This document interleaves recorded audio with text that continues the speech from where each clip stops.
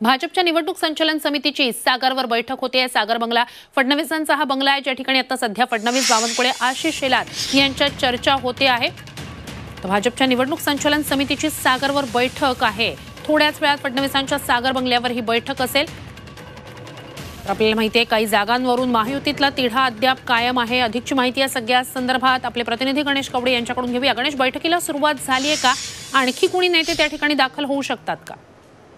नक्कीच या ठिकाणी आहे ते चंद्रशेखर बावनकुळे दाखल झालेले आहेत। तर थोड्याच वेळामध्ये आशिष शेलार दाखल होतील आणि ज्या पद्धतीने महायुतीतल्या काही जागांवरचा तिढा आहे तो अद्यापही कायम पाहायला मिळतोय। त्यामुळे या निवडणूक संचालन समितीच्या बैठकीकडे अत्यंत महत्त्वाने बघितलं जातं, कारण की ज्या पद्धतीने विरोध एक मतदारसंघामध्ये होतो आणि तो विरोध दाबण्यासाठी देखील आहे ते सागरवर वारंवार बैठका देखील होताना पाहायला मिळतात। विशेष करून माड्याची जागा आहे त्या संदर्भात देखील एक मोठा पेच आहे तो भाजपमध्ये निर्माण झालेला पाहायला मिळतो आणि त्या सगळ्या संदर्भात ही महत्त्वाची बैठक पार पडताना पाहायला मिळते। नक्कीच अपडेट्स घेऊच। तुर्तास धन्यवाद तुम्ही दिलेल्या संपूर्ण माहितीसाठी।